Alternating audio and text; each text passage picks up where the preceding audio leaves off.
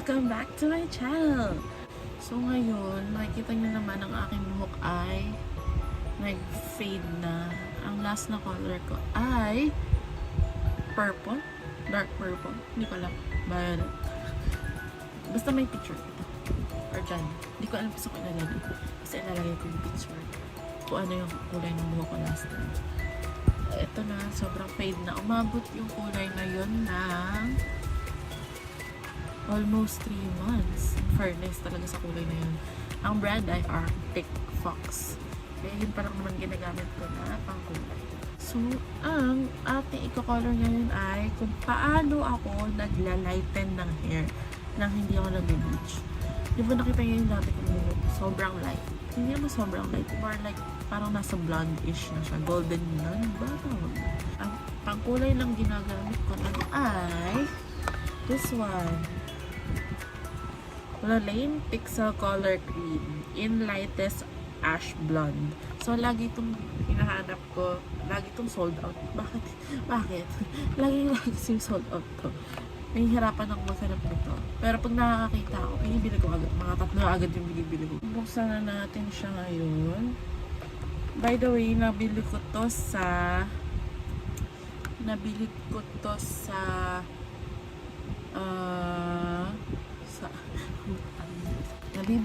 sa Watson's. 200 plus ata siya. 200 something. Pero nabili ko to sa Shopee. Yung Lighten Philippines talaga. 100 plus lang siya doon. So, mas mura. Sana na unboxing.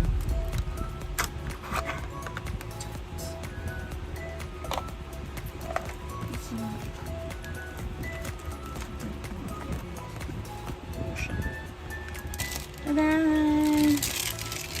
So, sa loob nito ay may ito. Yan. Ayan. Tatlong to. Merong yung pangkulay. Ito yun. 50 grams siya. And then, meron ng Oxy Milk Lotion. 50 ml. Pero, 1:1 siya. Parang ganun.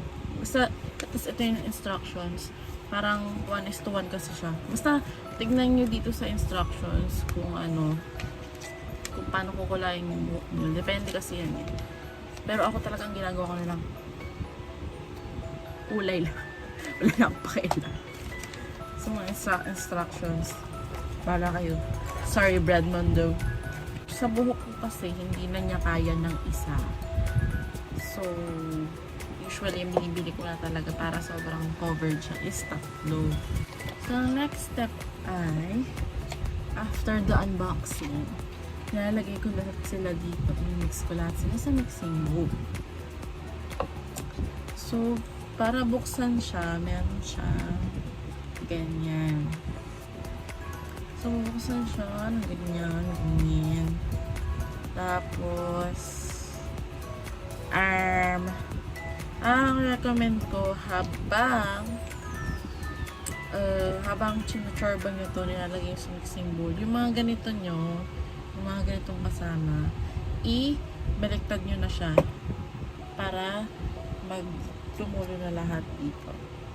Buksan na natin siya. Tapos, bubutasin. Ganyan. Yan. Ayan. Tapos na siya. So, ayan. Tapos, mix natin siya dito. Yan. Yan. Lahat. As in, lahat ng ibibigay nyo. Ganyan.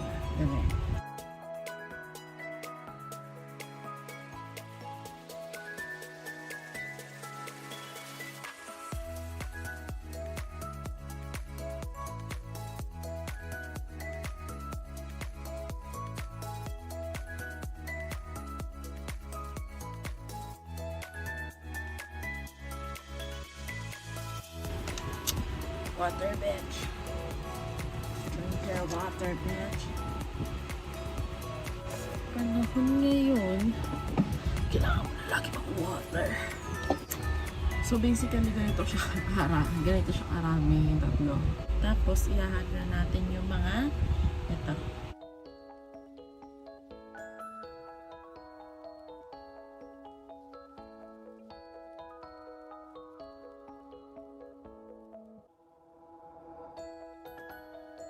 So, ito itsura niya. Hindi pa siya halong dito na lahat.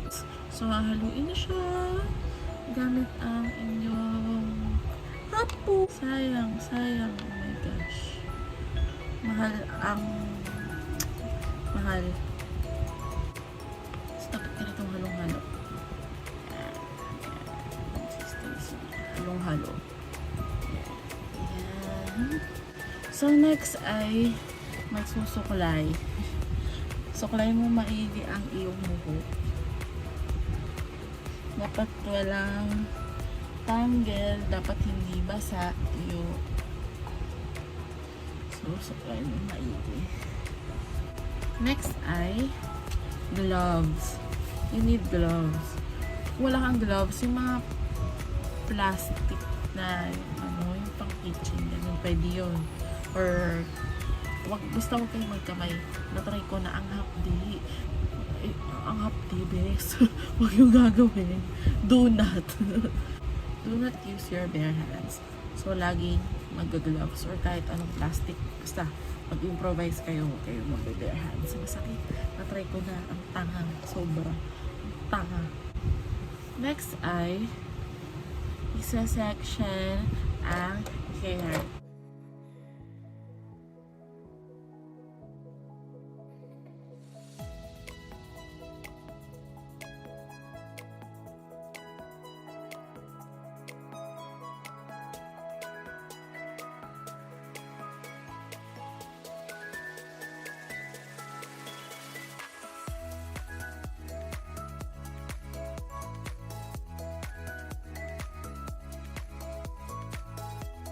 So, basically, ayan.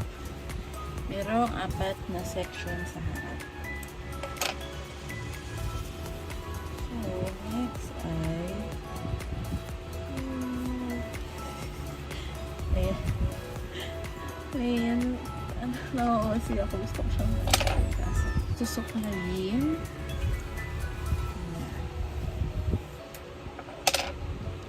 Tapos,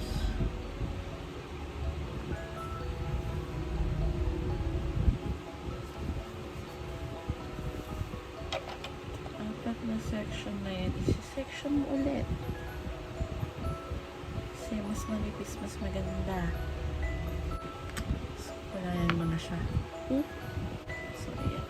Walayan na ang ating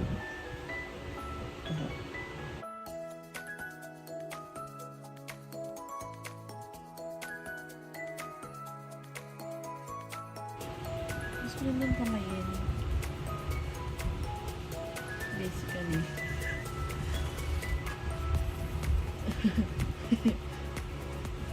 Panglabasan nyo lang talaga itong pakitang tao lang talaga itong brush. Pero usually ginakamay ko talaga siya. Pakitang tao lang.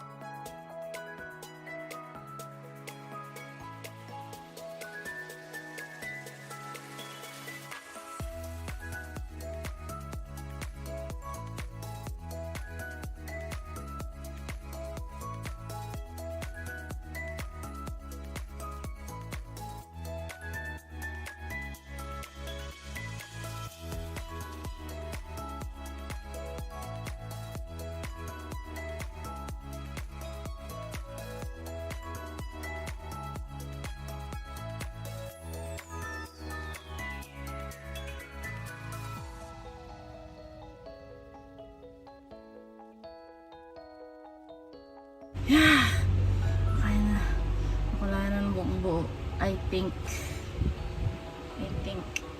Dahil mahirap lang tayo. Ang nilalagay ko sa ulo ko ay plastic lang. Pero kung mayaman kayo, dahil mayaman kayo, naka-shower cap kayo. So pag nagkulay kayo at naka-shower cap kayo, mayaman kayo. So, plastic lang.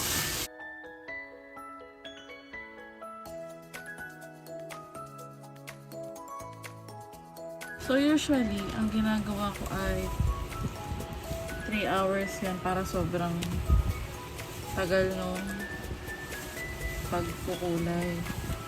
Para sobrang kulay siya. Pero kayo, depende sa inyo. Kasi 3 hours ko talaga, minimum 3 hours ko talaga hinihilang sa look ko. Yun talaga ang goal ko. Mapalighten yung hair para pwede na ako magkulay ulit na colorful color. Matingkad na color. Ito na nga guys. Babalikan ko kayo after ilang hours.